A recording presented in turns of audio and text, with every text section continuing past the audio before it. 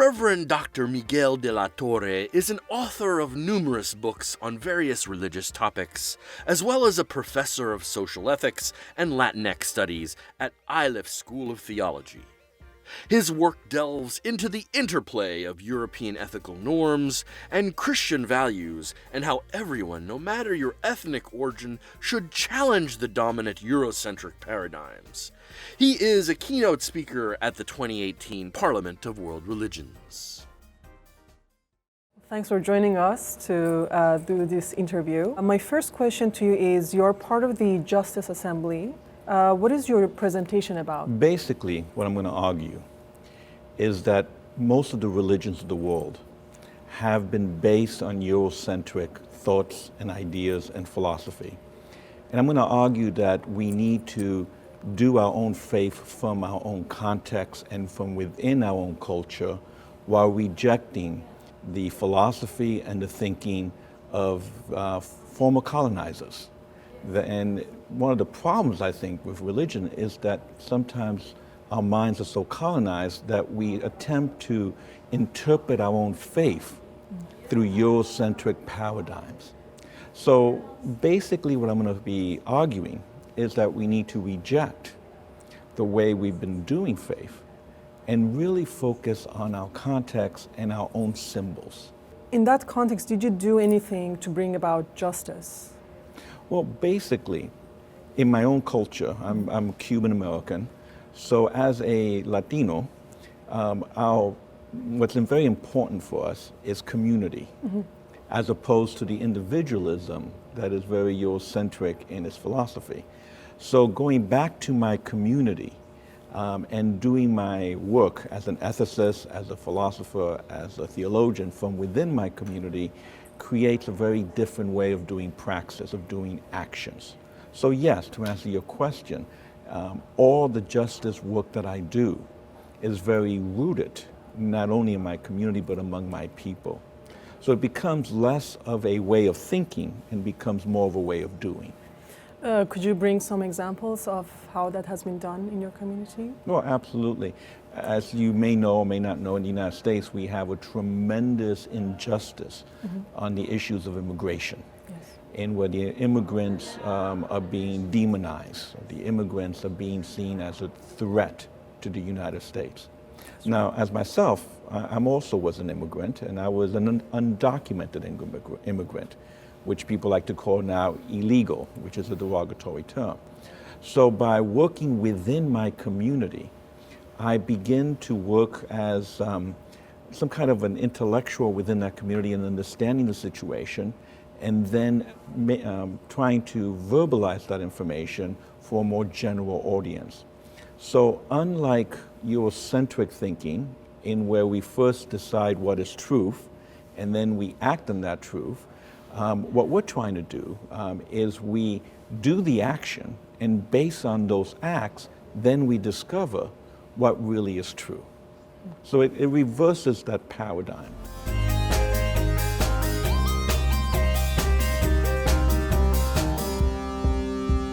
One of the ways I communicate what's going on in the community is through my writing. So for example, on the immigration issue, I've written 2 books on immigration, and specifically the Latinx context of immigration, and I also made a documentary on immigration. So this is how we raise the consciousness of the public so they get a better idea of what's going on, as opposed to the rhetoric and the fear-mongering that is going on in the United States right now.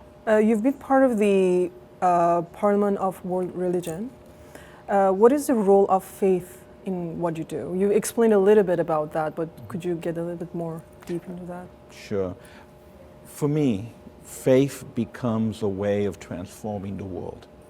So usually people, especially again from a Eurocentric concept, emphasize orthodoxy. That means correct doctrine. But instead, what the faith that I'm trying to communicate is orthopraxis, correct action.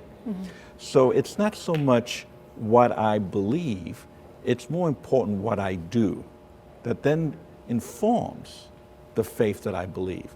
So it really doesn't matter what faith tradition someone is from. It doesn't really matter what tradition they practice.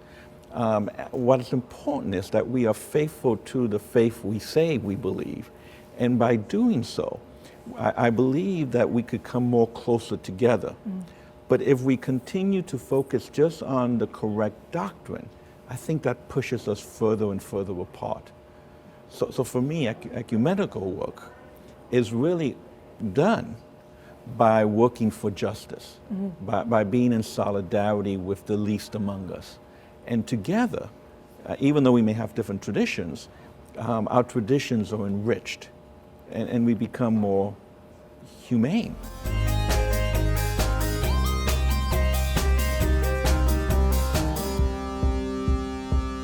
You talked about injustices with immigrants. Any other particular groups that you've worked with, or you have any ideas that you're working towards that?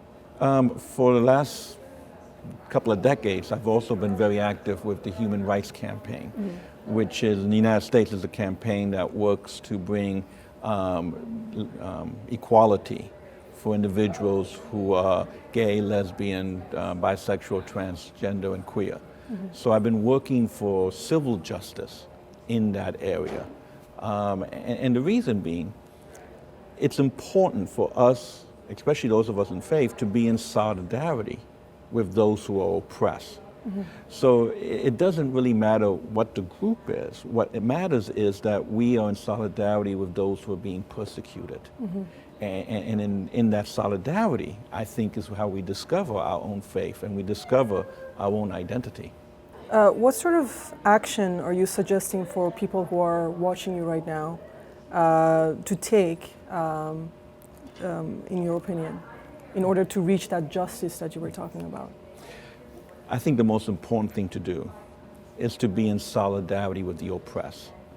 Whatever community one is a part of, who are the people within that community that are being dehumanized? Who are the people in that community who are being marginalized and disenfranchised? And whoever they are, those are the people we need to stand with. And whatever privileges we may have, we need to use that privilege in order to be a voice, not for them, but with them. A voice for justice, a voice to change the very structures that may be designed to privilege us. What's important, more than anything else, is that we focus less on our individual doctrines and focus more on doing justice together. And only then I really believe that we truly become brothers and sisters, siblings within the realm of humanity.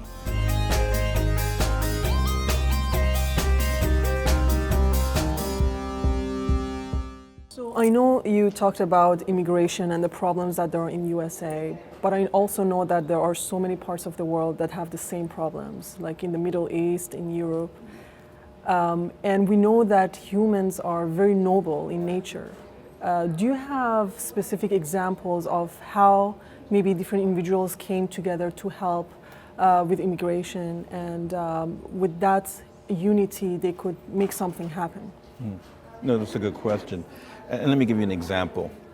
About a month ago, there was a group of faith leaders, different faith traditions, Christian, Muslims, Jews, atheists, different perspectives. We were all together in El Paso, standing in solidarity with immigrants. So we crossed over into Mexico, and on the bridge on the way back, some of us noticed a woman right on the demarcation line between Mexico and the United States, trying to muster up the courage to cross that line and seek asylum.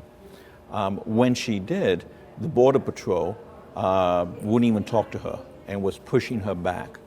So a group of faith leaders surrounded her and ministered to her and her child. It was a woman and her 2-3-year-old child.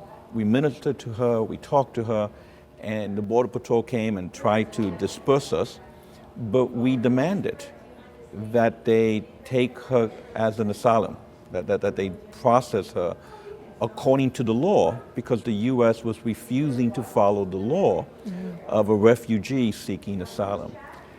If we would not be there, this woman's humanity would have been ignored and she would have been sent back. We don't know what happened to her. All we were able to do was accompany her, walk with her to the border center so that she could begin the process of seeking asylum. And if more people of faith are willing to accompany the outcasts, the least among us, we could begin at that point to transform the world. But the reality is so many of us pretend we don't see and just keep walking by, ignoring the nobility of every person who is created in the image of creation. Very beautiful example. Thank you so much. Thank you. Thank you.